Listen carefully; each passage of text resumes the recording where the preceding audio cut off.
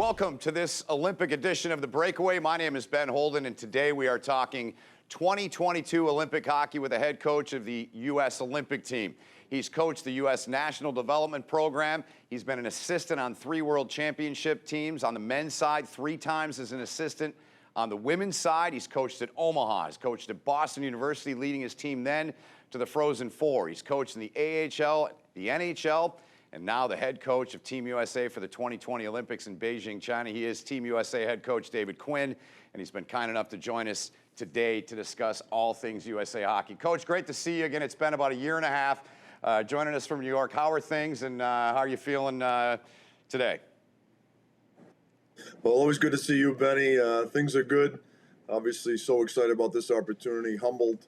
I've been very fortunate in my coaching career, but no more fortunate than I am today to be the head coach of the U.S. Olympic team. Yeah, congrats, no doubt about it. I'm really happy for you, you know that. So you were going to be on this staff anyway, so at what point in time did you learn, were you just following this thing along as the rest of us were? You were going to be an assistant with your longtime friend Mike Sullivan. How did that all work, and kind of walk us through that process of when you learned you would be the head coach? Yeah, well, when the staff was named in July, Beezer and I had a conversation about, if for some reason the NHL guys didn't go, would I be interested in being the head coach if I didn't have a job at that point? And I said, absolutely. But after that conversation, we were all preparing for the NHL guys to go. And so I was doing a lot of work from that end of it, watching a lot of NHL games, helping with the selection process.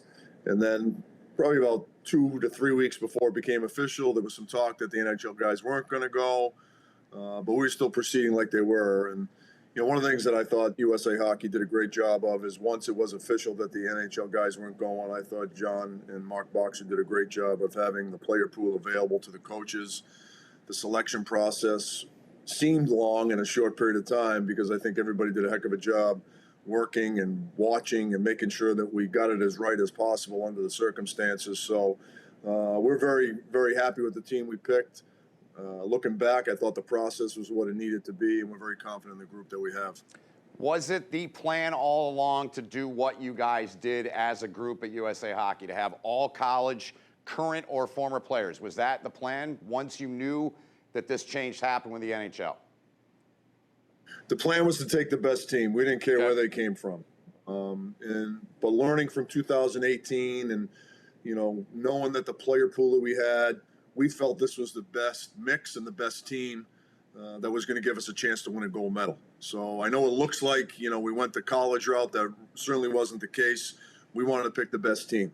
And based on what we went through in 2018, you learn, you kind of go through it, you go through the process.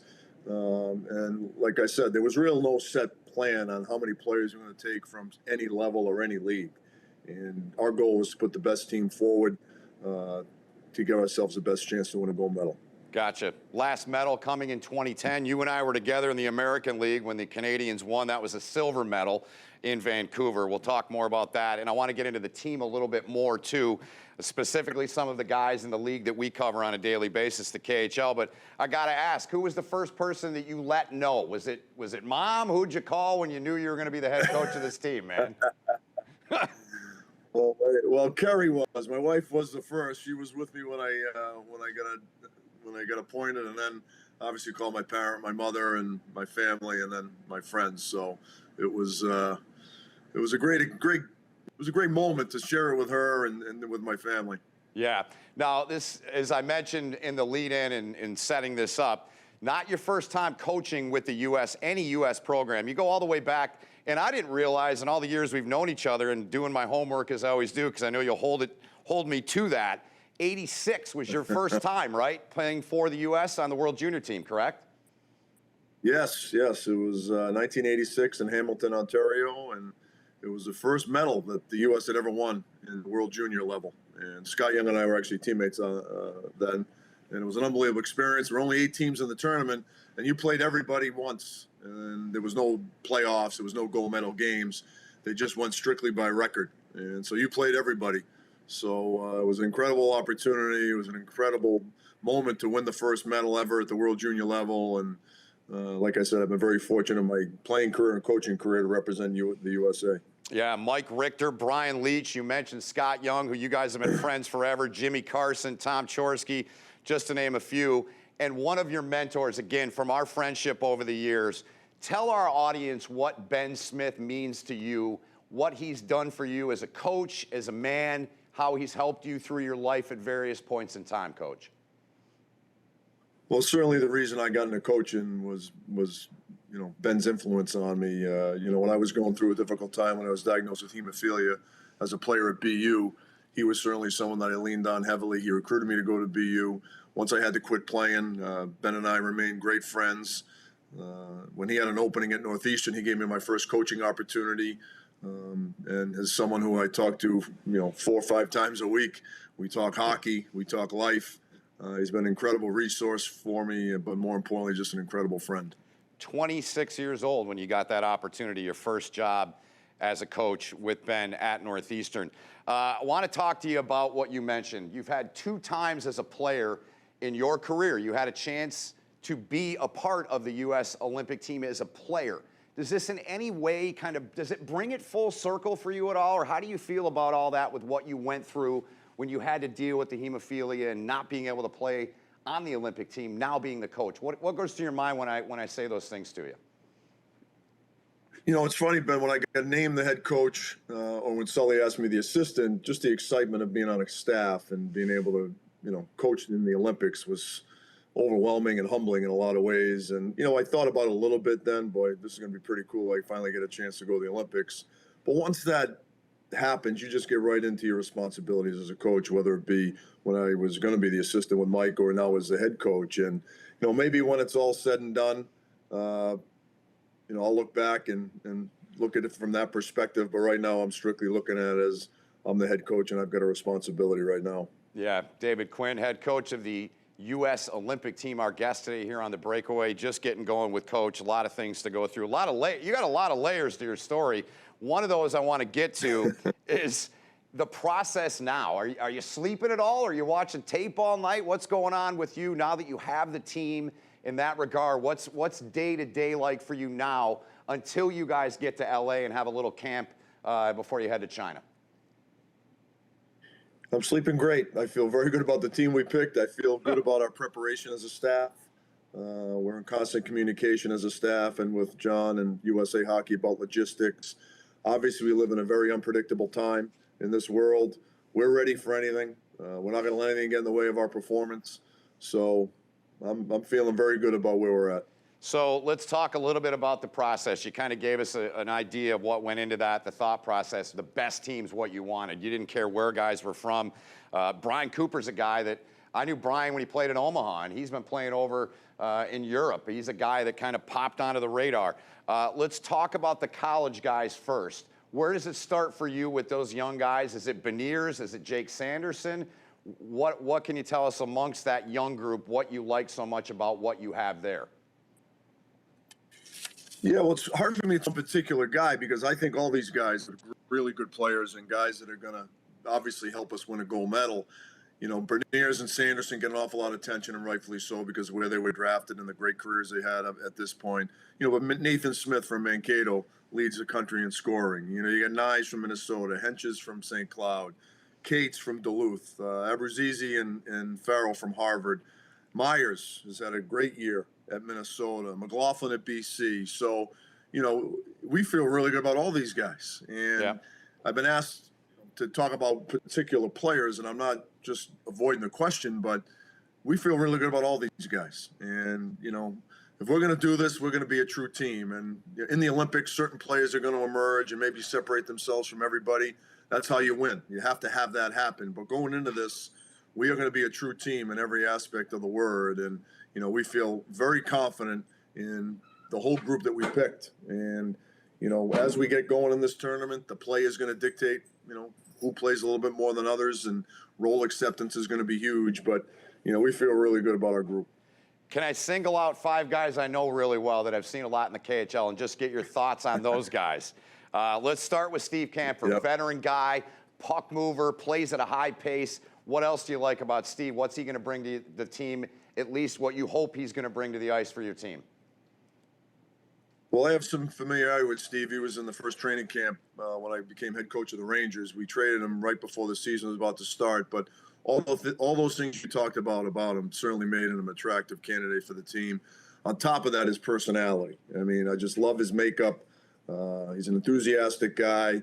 He's very likable. I think he's going to take a great leadership role within our group, but he's a well-rounded player. I mean, you know, leadership's funny. When you're a good player, you can become a little bit of a better leader, and I think he certainly fits that mold.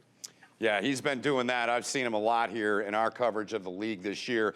Brian O'Neill, he's a two-time guy. He was on the 18 team, smaller guy, creative, very skilled. What else do you like about Brian? Again, similar to what we just talked about with Steve. I mean, Brian's had a heck of a year in the KHL. You know, this is a guy that has scored at every level he's been at, plays at a pace, a 200-foot player. Did a really good job in 18. It's nice to have someone who's played in the Olympics under these circumstances. You know, the great part about these guys, you know, Miele and Agostino and Shore, I mean, they're going to, you know, I'm sure our college guys are going to have some questions about the guys that we're facing and the type of style that we're going to face. And these guys playing over there in Europe, playing in the KHL, is certainly going to lend them an awful lot we're about to face and make them realize what our, you know, that we can accomplish an awful lot in this tournament. Yeah, in any way, do you guys as a staff, I'm sure you'll lean on some of these guys, especially when it comes to playing the Russian team, which is going to be all guys from this league. Is that something that you plan on doing as more, just to add to the scouting you guys already do? Yeah, if we play the Russians, we'll certainly cross that bridge when we get. You know, right now, we've got, you know, they're not on our schedule. We don't see them as of right now. Hopefully we see them down the road in this tournament. But I think overall, you know, David Wasowski and Cooper and guys like that can give our guys a feel of what we're going to see from the other countries that we're potentially about to face. But in general, the European style and the way that they like to play. Yeah. Let's talk about the staff, too. I know you and Mike Hastings have been friends forever. Brett Larson on the staff. You got Scott on the staff. What went into it for you as a coach in handpicking those guys? Well, in such a short tournament and preparing with a short opportunity, I think relationships are going to be huge. You know, and obviously Hasty and I go way back, Scotty Young and I go way back, and I've had an awful lot of respect for Brett Larson and what he did at Duluth and what he's done at St. Cloud.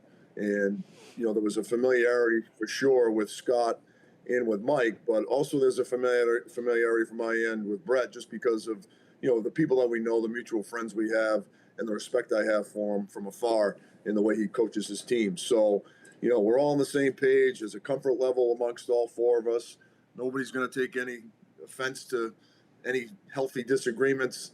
But the thing I love about our staff is not only do we get along professionally, but there's a connection personally, and I think that's going to bode well for our team. Your first game, you mentioned Russia. You'll deal with them when you get to them. Is against a guy that I know is near and dear to your heart. He won't be when you play, and that's Brandon Yip, and I've talked to Yipper a lot. Isn't it crazy how things change in our lives? I mean, we were all together those years, 10, 11 years ago.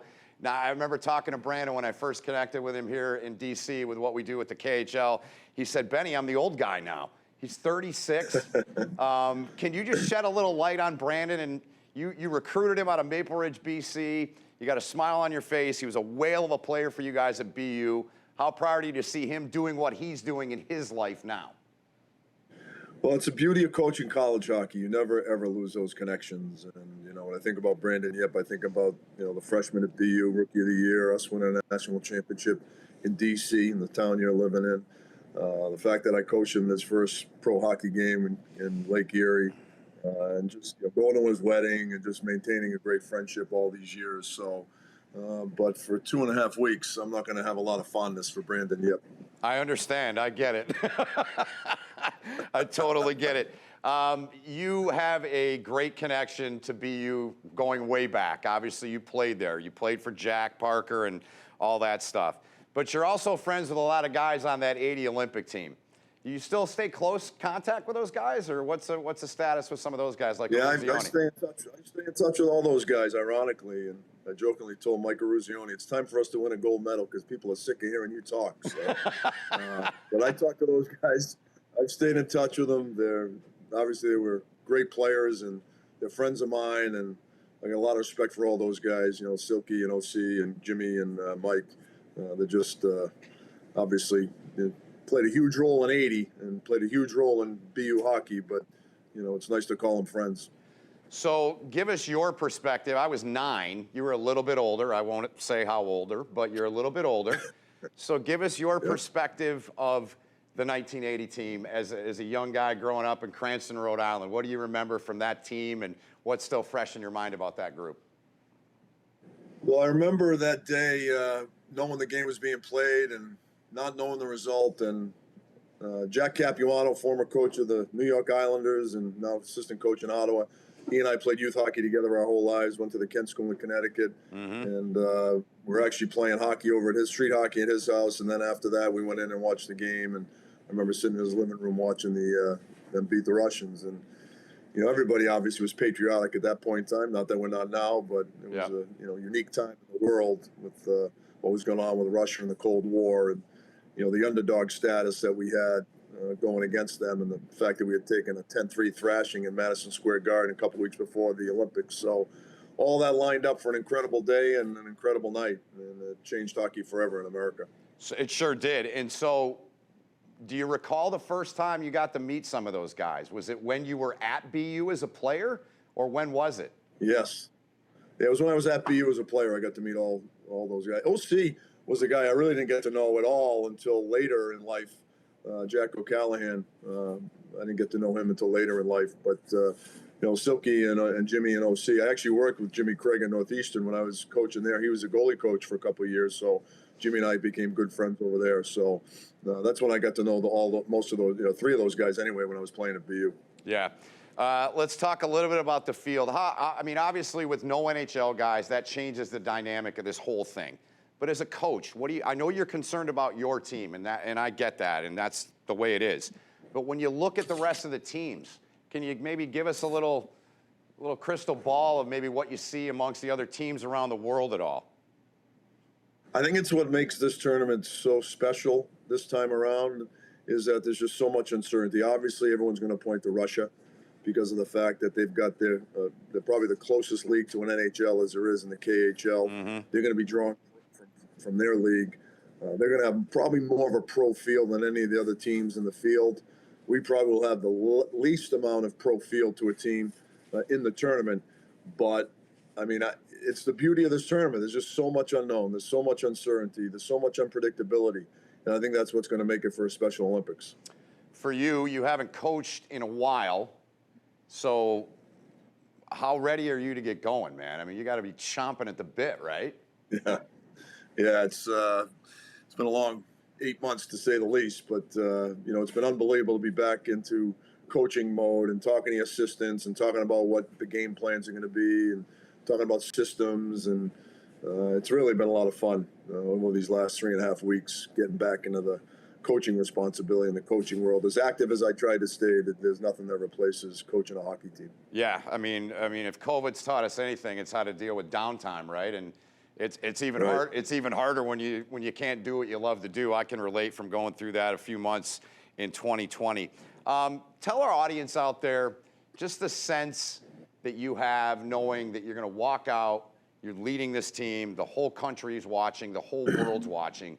What's that? What goes through your mind when you hear that, Coach? Yeah, you get goosebumps, really, even sitting here. It's just the fact that I'm going to be the head coach of an Olympic team is, like I said, a humbling responsibility and honor. But like I said, I mean, that you feel that for about 5-10 seconds, and then you go right into what your responsibilities are as a coach. And I think when this whole thing's done, you got a much better opportunity to sit back and reflect and look at the magnitude of what is about to happen, and feel very special about it.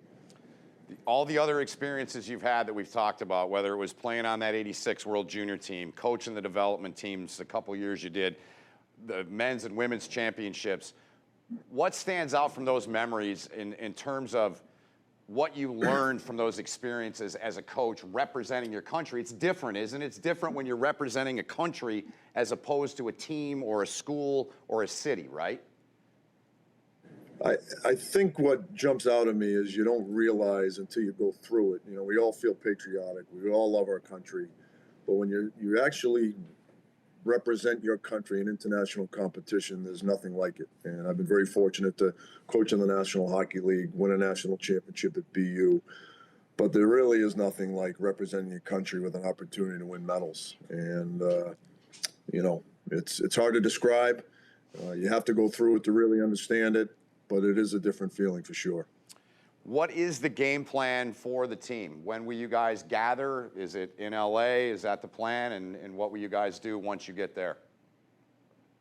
Yeah, we're getting together in LA on the 30th of January. Tentatively right now we have 2 practices scheduled, one on the 31st and one on the 1st. Fly to Beijing on the 2nd, and then we'll have our first full team practice on the 4th, because we're going to have 4 or 5 guys that aren't going to be able to get over to LA from Europe. We don't want to make them come to LA and then fly them back to Beijing. So right. The first time we'll ever really be together as a team is on the 4th of February in our first practice. And then you head over from there, and then can you shed any light on maybe what you guys are in store for over there? Are you still kind of learning this stuff day by day as well? Yeah, you learn day by day. There's constant updates from the USOC, the IIHF, to USA Hockey about what the schedules are, what we can or can't do. It's a fluid situation. And, one of the things we've talked about as a group is we better be ready to adapt. And there are going to be changes. There's going to be surprises. But we can't let that get in the way of what we're going over there to do. And I think the team that adapts the easiest is going to be the team that gives themselves the best chance to win. Yeah, and it sounds like you guys will be playing kind of like you went through with the Rangers when you guys went into the bubble. It doesn't sound like there'll be, and I know you could care less about that as a coach, but it sounds like that's what it's looking like once you guys get to China for the start of the games, right? Yeah, I mean, obviously, the number one thing is to keep everybody healthy and have all of the players available for every single game and every single practice. So, we're going to do everything we can to put ourselves in that position. Yeah. Well, I can't thank you enough for joining us, and I feel like we've covered a lot here in the time, and I know how much it means to you. I can see it in your eyes, and I could see it when you came on with us. Really appreciate you doing this, Coach, and taking the time, and congrats on the honor, and we're all going to be watching and rooting for you. At least the Americans will, but you know that, so I appreciate everything from you. Always great to talk to you, Ben. Thank you. All right, head coach David Quinn of the USA Olympic team. We appreciate him joining us here today.